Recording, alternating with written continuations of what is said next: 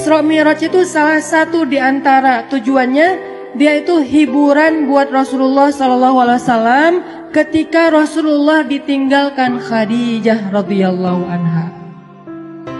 Jadi tahun ketika terjadi Isra Mi'raj dikenal oleh ulama dengan istilah tahun kesedihan. Kenapa disebut tahun kesedihan? Karena pada tahun itu Rasulullah SAW mengalami banyak ujian-ujian yang berat. Salah satu ujiannya, pertama beliau ditinggalkan oleh paman tercinta beliau, Abu Thalib. Udah gitu ditinggalkan lagi oleh istrinya yang selama ini banyak sekali berkorban dan mensupport dakwah Nabi, yaitu Khadijah radhiyallahu anha. Dan ini bikin Nabi itu patah hati banget. Kenapa? Khadijah meninggalkan Nabi sedangkan pekerjaan dakwah belum selesai.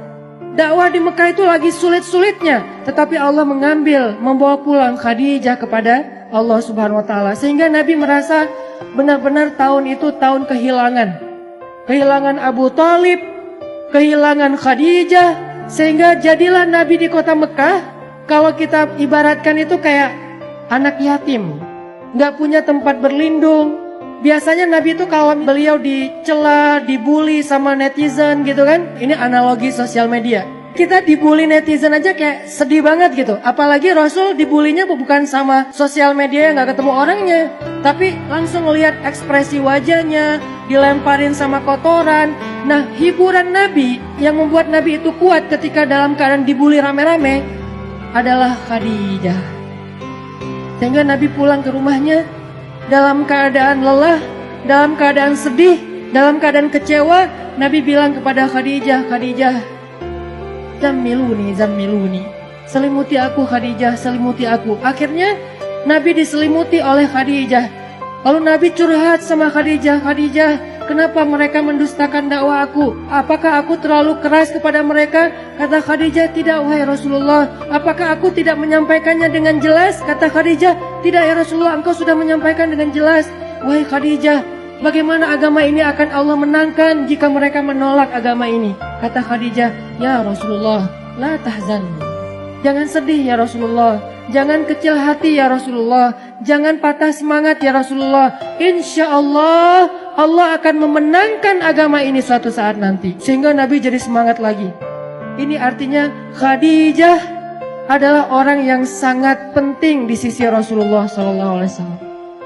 Khadijah adalah orang yang pertama menerima dakwah Nabi ketika satu dunia ini, satu bumi ini menolak dakwah Nabi. Khadijah orang yang pertama sholat di belakang Nabi ketika tidak ada yang mau sholat di belakang Nabi. Tiba-tiba orang yang paling berharga bagi Rasulullah SAW ini kembali kepada Allah Subhanahu wa taala.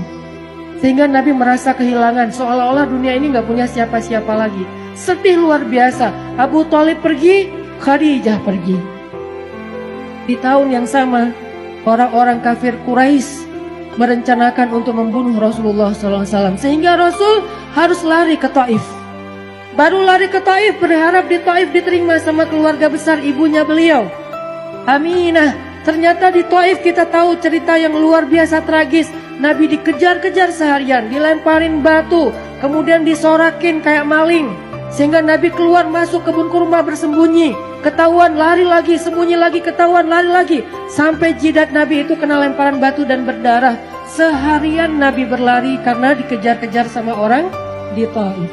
Udahlah perasaan beliau sedang dalam keadaan kehilangan, lagi patah hati banget kalau bahasa kita sekarang. Tiba-tiba dihujat rame-rame sama manusia. Ini berat banget buat Rasulullah SAW. Kondisi mental yang lagi down banget. Kondisi perasaan yang lagi nyesek banget kalau bahasa kita.